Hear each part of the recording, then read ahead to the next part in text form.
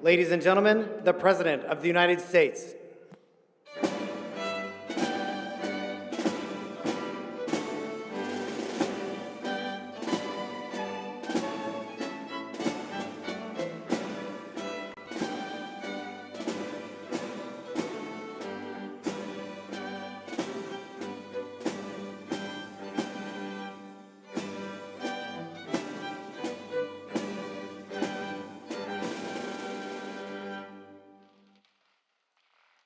Mr. President, distinguished guests, the writer of sacred scripture declares, "Be strong and courageous.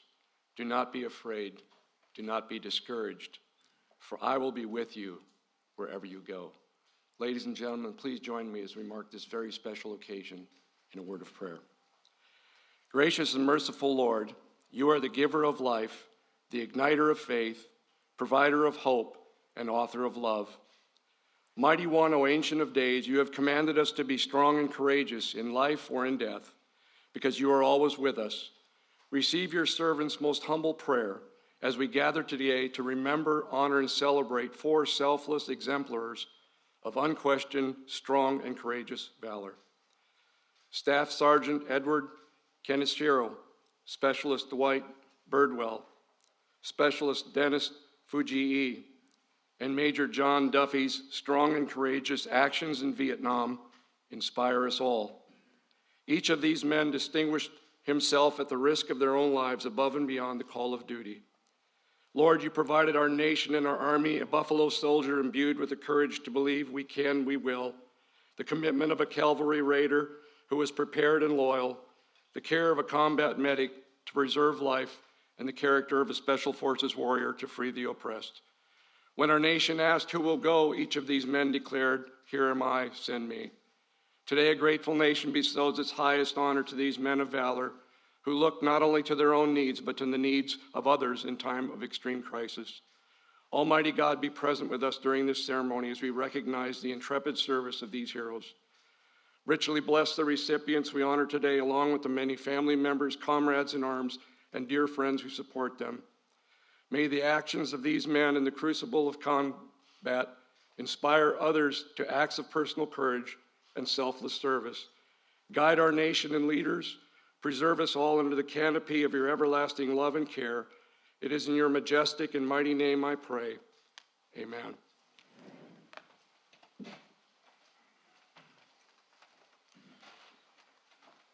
Thank you, General. Please be seated. Please be seated. Well, welcome to the White House. You know, this is a day that I quite frankly think being president is inadequate because there's so many brave women and men in here, and so many people we're honoring today. Mr. Secretary, Chairman of the Joint Chiefs, senior military officers, thank you all for being here. Yesterday marked the 246th anniversary of this nation's independence. 246 years of struggle and sacrifice to uphold the principles so dear to the character of our nation: liberty, democracy, God-given rights of every individual. It's a journey that has never finished, and it never will be fully finished. It's a work that requires us to look ahead to the future we want to build, and to look carefully at our past. To understand fully where we've come from. For each of those 246 years, American patriots have answered our nation's call to military service. They stood in the way of danger, risked everything, literally everything, to defend our nation and our values. However, not every service member has received the full recognition they deserve. Today, we're setting the record straight. We're upgrading the awards of 4 soldiers who performed acts of incredible heroism during the Vietnam conflict, to respect the conspicuous gallantry and the intrepid ability of their service. I mean, it's just astounding when you hear what each of them have done. They went far above and beyond the call of duty. It's a phrase always used, but it takes on life when you see these men.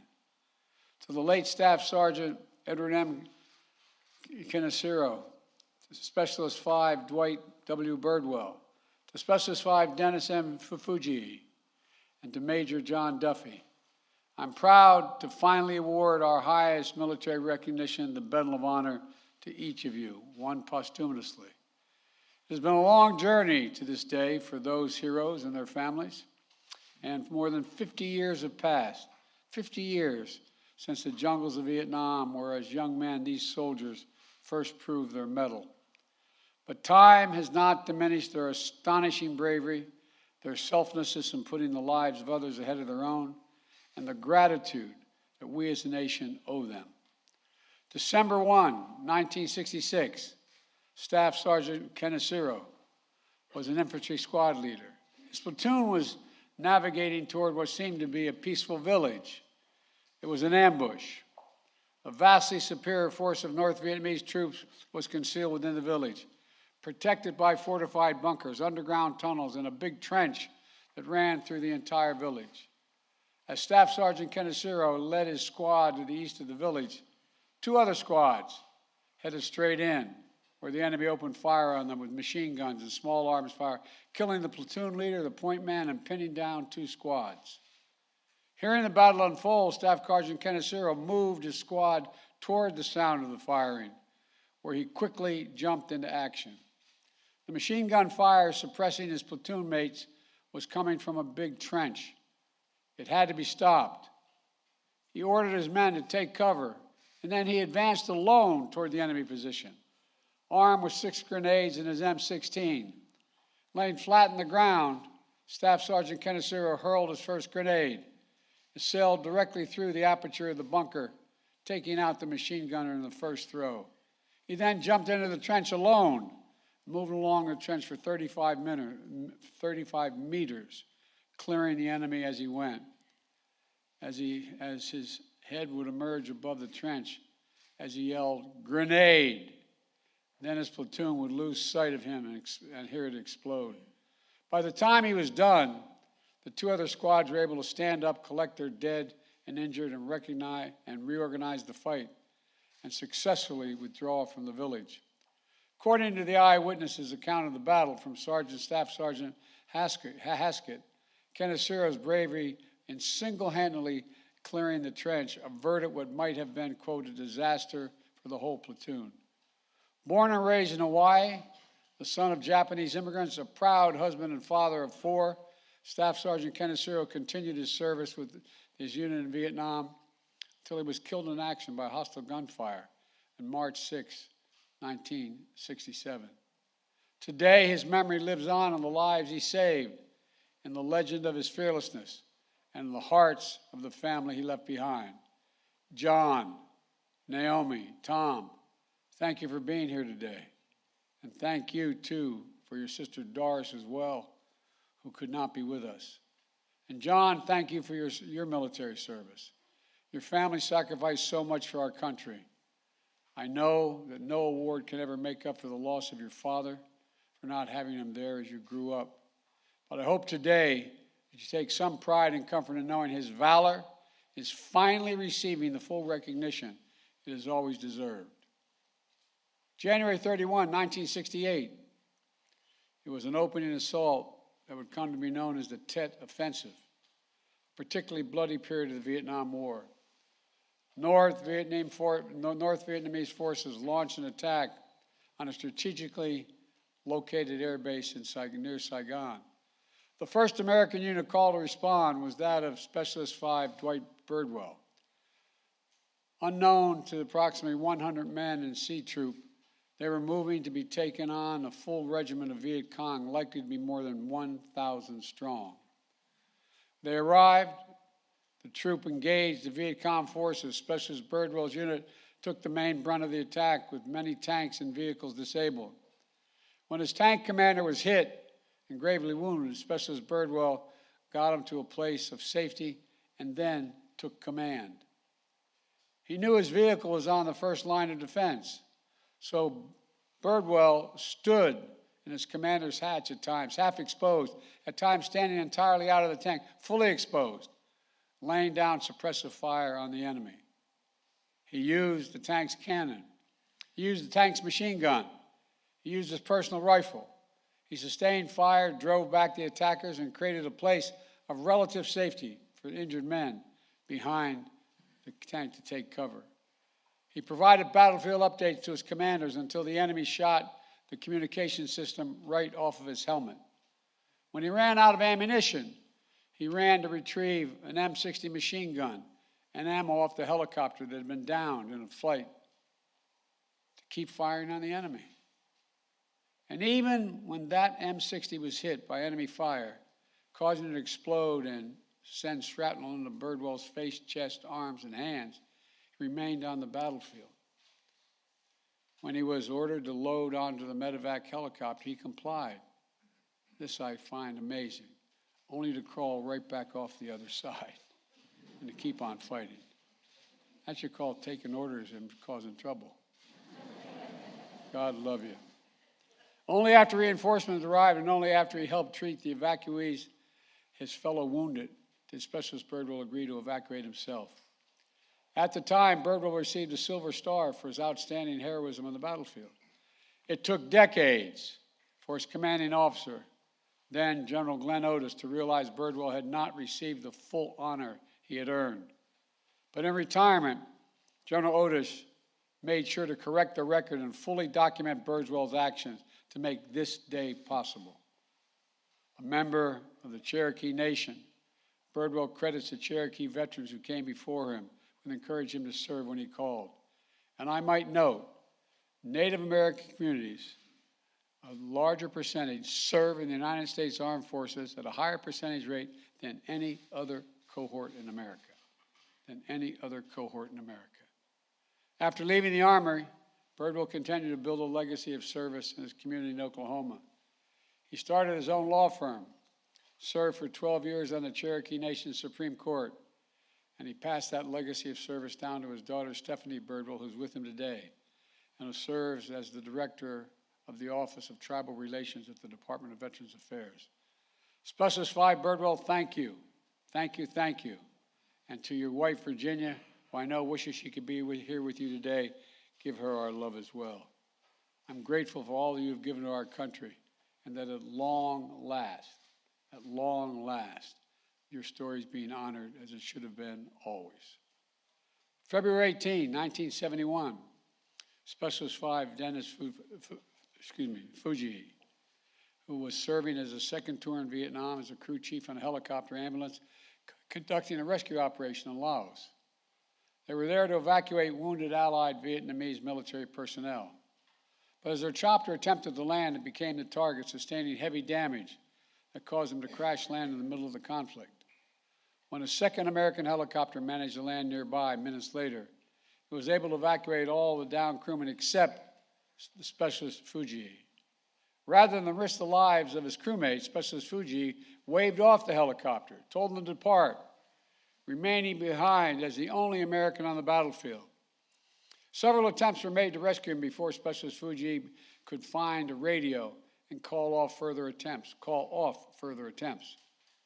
It was too dangerous, he said. He stayed behind, ignoring his own wounds, while helping tend the wounded Vietnamese allies on the field. The next night, the enemy force renewed their assault on the Allied lines with heavy artillery. For more than 17 consecutive hours, Specialist Fujii called in American gunships to help repel the attack.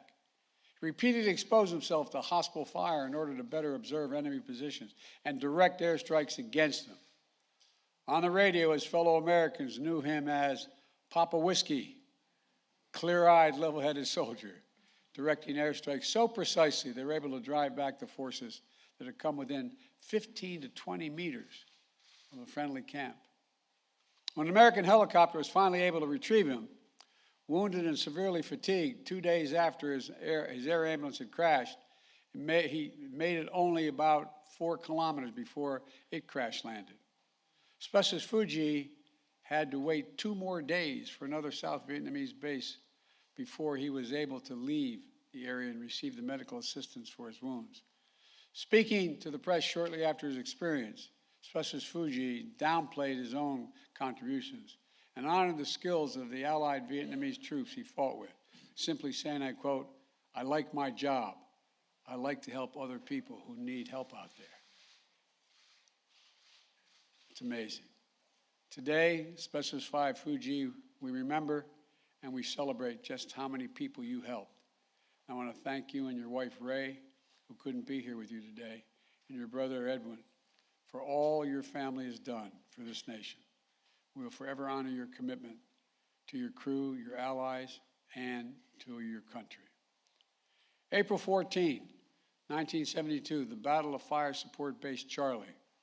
A lone American on the base, serving as a senior advisor to the Army of the Republic of Vietnam, was Major John Duffy. They called him Dusty Cyanide. That was his call name. In those days, leading up to April 14th, the battalion command post had been destroyed. Major Duffy had already been twice wounded, refusing evacuation. Efforts to resupply the base had failed, and FSB Charlie was surrounded by the battalion-sized element. For hours, American gunships, guided by Dusty Cyanide, took airstrikes on enemy positions. Major Duffy repeatedly exposed himself to danger in order to direct the gunship's fire and keep the battalion from being overrun. He even called in one strike, extreme danger close, to his own position in order to drive back an advancing attack. And when he was wounded again, he again refused evacuation. He worked side by side to organize the defense of the base with the Vietnamese commander, Major Miley, who was here today. Major, where are you? Major, thank you for being here. Thank you for your service.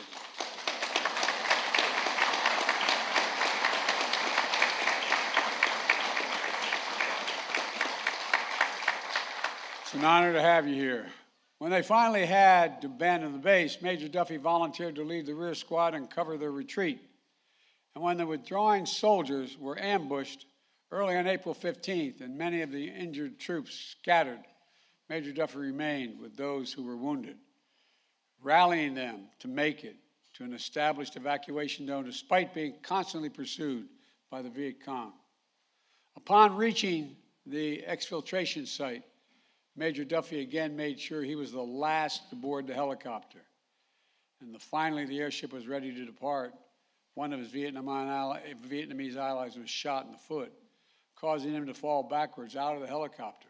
But Major Duffy caught him and dragged him back in on board with him, saving one more life along the way. Major Duffy served in the Army until 1977, completing 3 tours in Vietnam, numerous Special Forces assignments, and 20 years of faithful service to our country. After which he went on to a successful career as an author and was even nominated for a Pulitzer Prize for Poetry. He is the definition of a warrior poet, enduring devotion to those he served with and those who serve our nation still.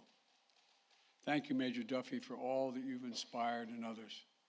And as Commander-in-Chief, I know this is not only for those who wear the uniform of our nation who serve, it's your families as well. So Mary, thank you for all that you sacrificed over the years as well. To Marcus and Judd, I want to emphasize what you already know. Your grandpa's a hero, flat out, unadulterated hero. We're able to take these actions today to upgrade the awards and properly honor the duty and devotion of those soldiers. Thanks to individual dedication of those who serve with them. And because of a congressionally ordered review of the heroic action of Asian Americans, Native Americans, and Pacific Islanders, awarded the Distinguished Service Cross during the Korean and Vietnam Wars, to make sure we properly honor the contributions of Asian Americans, Native Hawaiians, and Pacific Islanders, and their service they've made over the years. We did a similar review of World War II era awards. The result in 22 Medal of Honors being awarded to Asian Americans, Native Hawaiians, and Pacific Islander service members who had previously been under-recognized, including a very close friend of mine, one of my closest friends and benefactors in the United States Senate, Danny Inouye, United States Senator. So I want to also thank the members of Congress who helped make this possible, ensure that the United States lives up to our promises, that for those who give their best for our country, will always, always give our best to you. I also want to take a moment to recognize 3 other Medal of Honor recipients awarded for their heroic actions in Vietnam who are with us today. Walter Morin. Walter, where are you? There you go, Stin. Walter, thank you, Father.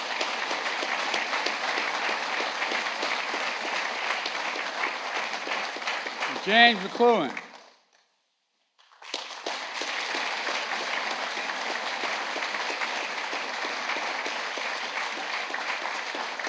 And Brian Thacker.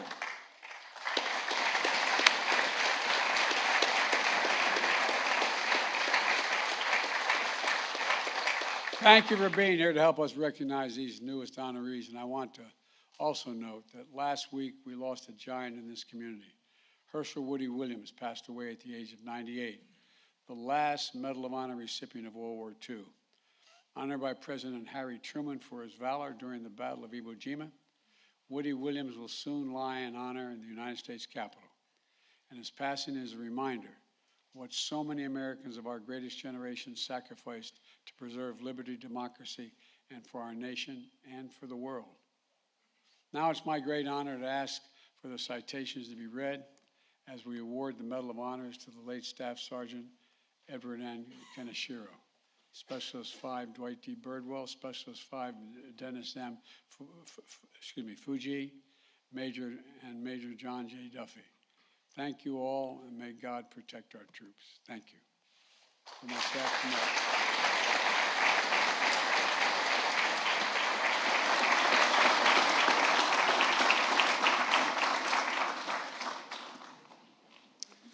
John Kaneshiro, accepting on behalf of his father, Staff Sergeant Edward Kaneshiro.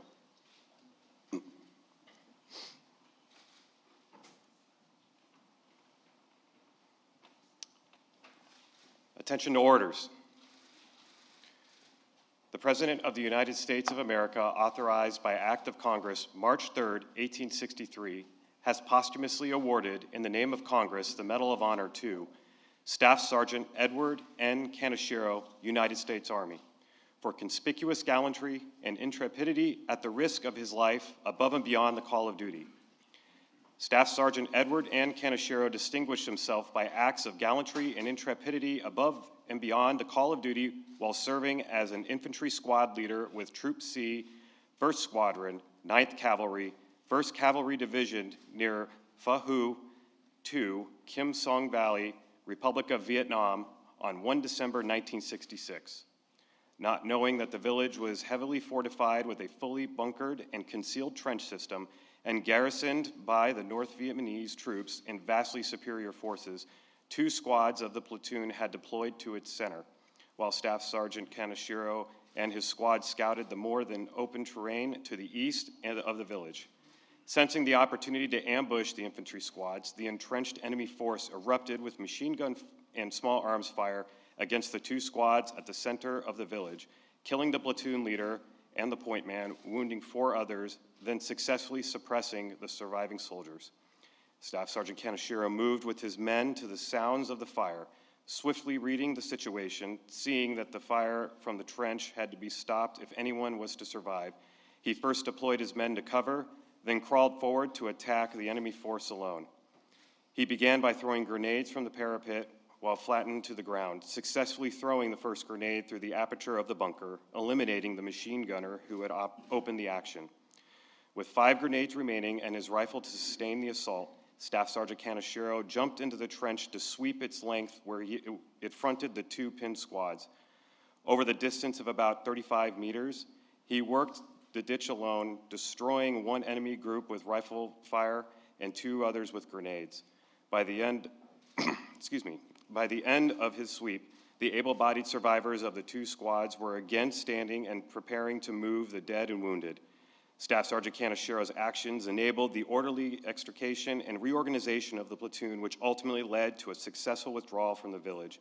Staff Sergeant Kaneshiro's conspicuous gallantry and uncommon heroism under fire are in keeping with the highest traditions of the military service and reflect great credit upon himself, his unit, and the United States Army. Signed, Joseph R. Biden, the President of the United States.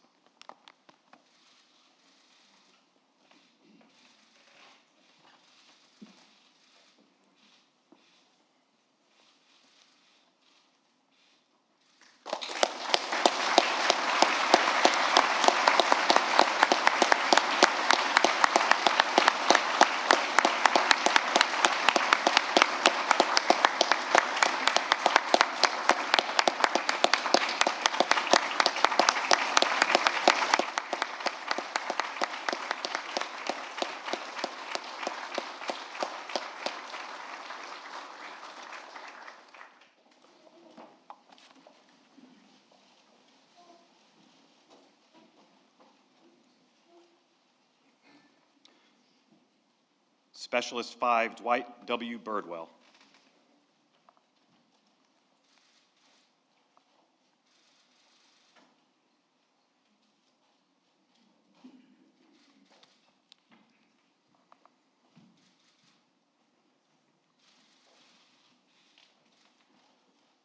Attention to orders. The President of the United States of America, authorized by Act of Congress, March 3, 1863, has awarded in the name of Congress the Medal of Honor to Specialist 5 Dwight W. Birdwell, United States Army, for conspicuous gallantry and intrepidity at the risk of his own life above and beyond the call of duty. Specialist 5 Dwight W. Birdwell distinguished himself by acts of gallantry and intrepidity above and beyond the call of duty while serving with C Troop, 3rd Squadron, 4th Cavalry, 25th Infantry Division, and the Republic of Vietnam on 31 January 1968. On this date, C Troop was ordered to move south to help repel an enemy attack on Ton Son Nhut Air Base. As the C Troop column of tanks and armored personnel carriers approached the west gate of Ton Son Nhut Air Base, it became under intense enemy fire from a building at its right. Unbeknown to C Troop, it had driven directly into an enemy force consisting of 3 battalions. The column tried to push through the initial attack, but the lead tank, crippled by rocket-propelled grenade explosions, was blocking the way forward. C Troop immediately came under heavy enemy fire from both sides of the road. Specialist 5 Birdwell, upon seeing that his tank commander was wounded by enemy fire, immediately went to his aid. Under intense enemy fire, he lowered the injured tank commander to the ground and moved him to safety. Specialist 5 Birdwell then, with complete disregard for his own safety, mounted the tank and assumed the tank commander's position. Standing in the tank commander's hatch with the upper half of his body exposed to heavy enemy fire, Specialist 5 Birdwell used the enemy tank's 50 caliber machine gun and 90 millimeter main gun to suppress the enemy attack. With ammunition for the 90 millimeter main gun exhausted, he continued to fire the 50 caliber machine gun until it overheated.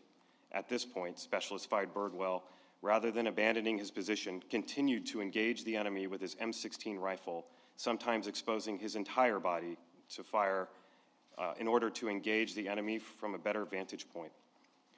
When a U.S. helicopter crashed nearby, Specialist 5 Birdwell, under withering enemy fire, dismounted and moved to the helicopter where he retrieved 2 M60 machine guns and ammunition. After giving 1 M60 and ammunition to a fellow soldier, he remounted his tank and used the other M60 to again engage the enemy.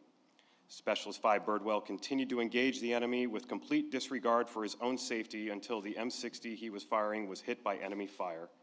Specialist 5 Birdwell, now wounded in the face, neck, chest, and arms, dismounted the tank but refused to be medically evacuated. Instead, Specialist 5 Birdwell, under enemy fire, rallied fellow soldiers to advance toward the front of the armored column where they set up a defensive position by a large tree. From this position, he and the other soldiers engaged the enemy with M16 fire and grenades. As the enemy fire lessened, Specialist 5 Birdwell gathered ammunition from disabled vehicles and helped wounded soldiers move to safer positions. His leadership and tenacity under fire inspired the other C Troop soldiers to continue fighting against the superior enemy force and directly contributed to the enemy's ultimate defeat. Specialist 5 Birdwell's extraordinary heroism and selflessness above and beyond the call of duty were in keeping with the highest traditions of military service and reflect great credit upon himself, his unit, and the United States Army. Signed, Joseph R. Biden, the President of the United States.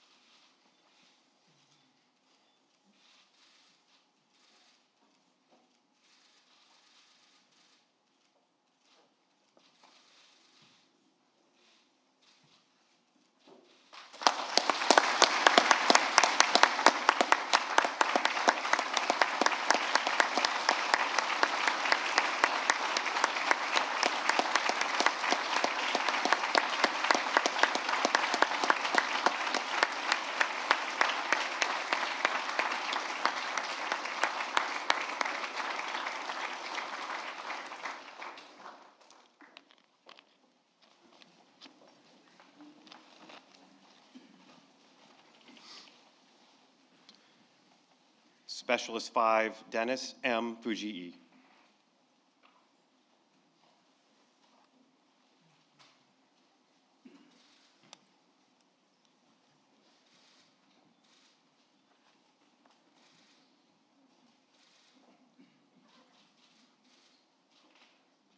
Attention to orders. The President of the United States of America, authorized by Act of Congress, March 3, 1863, has awarded in the name of Congress the Medal of Honor to Specialist 5 Dennis M. Fujii, United States Army, for conspicuous gallantry and intrepidity at the risk of his own life and above and beyond the call of duty. Specialist 5 Dennis M. Fujii distinguished himself by conspicuous gallantry and intrepidity beyond the call of duty while serving as crew chief aboard a helicopter ambulance during the rescue operations in Laos, Republic of Vietnam, during the period of 18 to 22 February 1971. Specialist 5 Fujii was serving with the 237th Medical Detachment, 61st Medical Battalion, 67th Medical Group. The team's mission was to evacuate seriously wounded Vietnamese military personnel from the midst of a raging battlefield. The aircraft's primary approach to the bullet-infested landing zone was thwarted by heavy volumes of enemy fire directed at the specialist's helicopter. As the pilot made a second landing attempt, the enemy concentrated a barrage of flak at the air ambulance Fujii.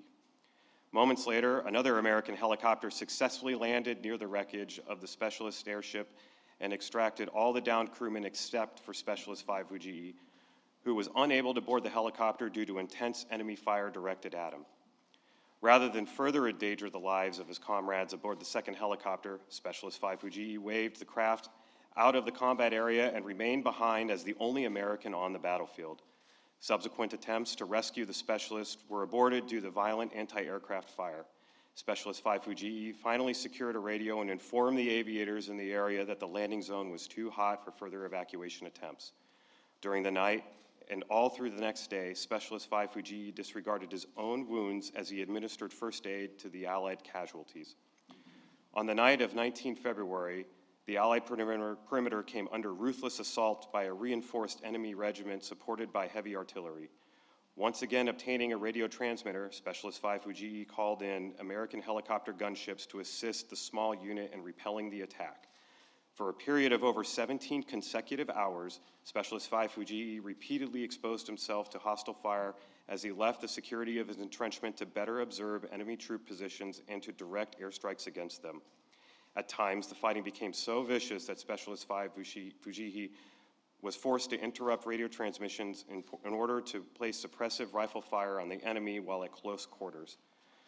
Though wounded and severely fatigued by 20 February, the specialist bore the responsibility for the protection and defense of the friendly encampment until an American helicopter could land and attempt to airlift him from the area.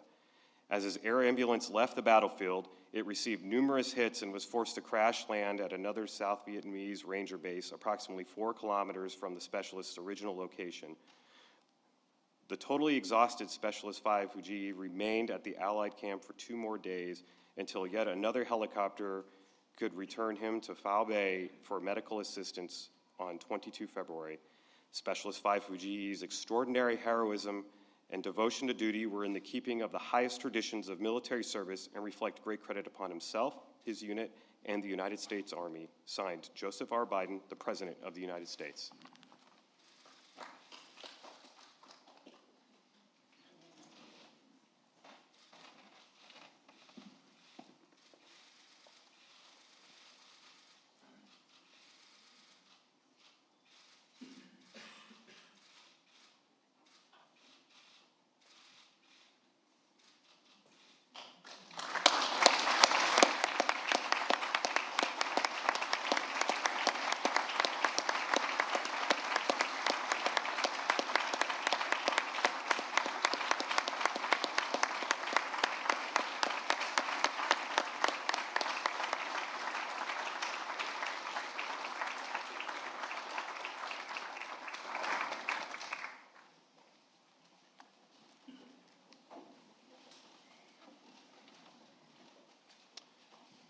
Major John J. Duffy.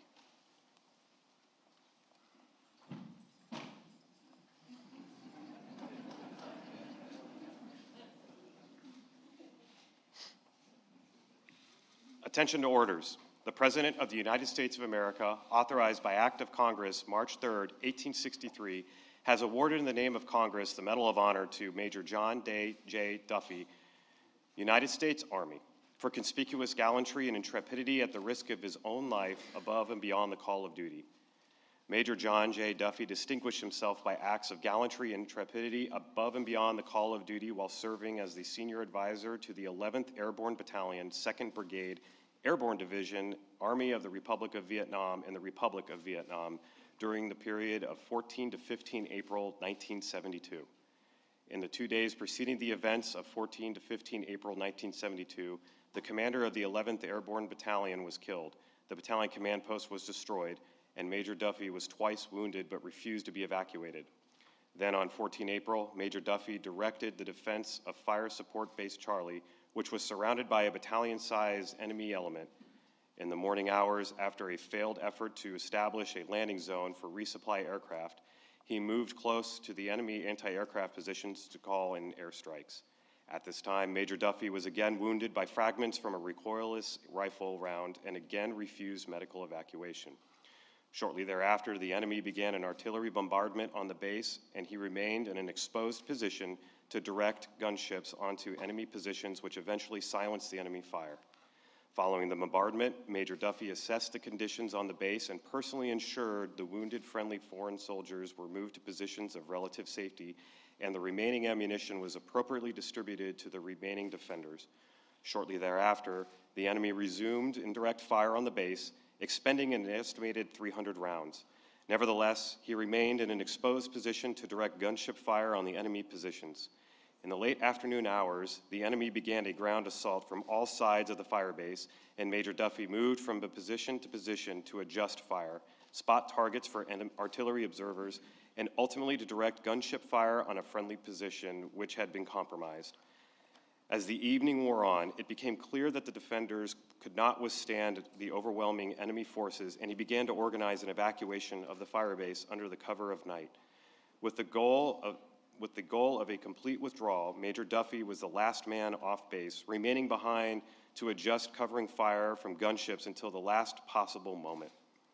When the acting battalion commander was wounded, he assumed command of the evacuation and maintained communication with available air support to direct enemy fire on the enemy.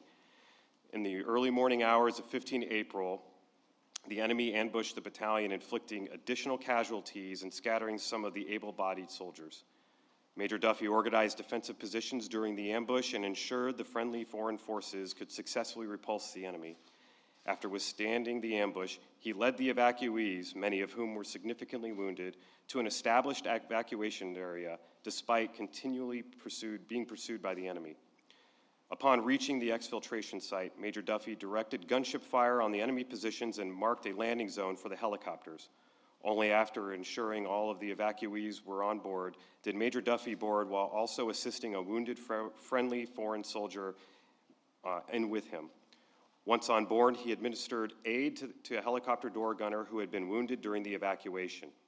Major Duffy's extraordinary heroism and selflessness above and beyond the call of duty were in keeping with the highest traditions of military service and reflect great credit upon himself, his unit, and the United States Army. Signed, Joseph R. Biden, President of the United States.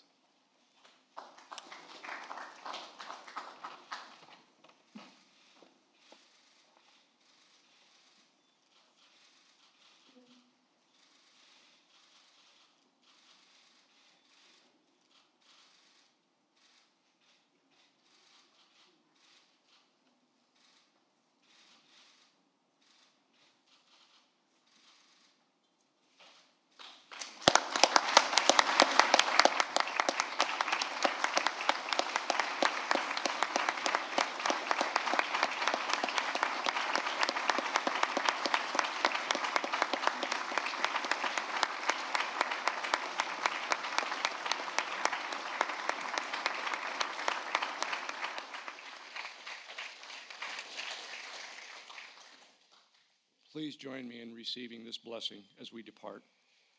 Most holy God, thank you for the lives of these men who inspire and challenge us to extraordinary acts of service. May each of us dare to follow the examples of the warriors in the face of seemingly insurmountable moments of danger and crisis, and be like them in kind. Bless Specialist Birdwell, Specialist Fujii, Major Duffy, and the Kaneshiro family, as the names of these men are forever etched into our nation's proud history and the pantheon of heroes who have gone before. May their legacies be the true north for us to seek, and may we all strive to be strong and courageous in the face of a myriad of challenges that life may bring our way. Keep the lamp of liberty burning bright and our nation strong. It is in your holy and mighty name I pray. Amen.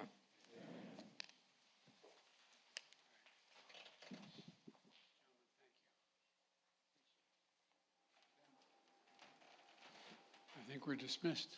It's a great honor. Thank you all so very much. Ladies and gentlemen, please remain in your seats as the President and First Lady depart. Thank you.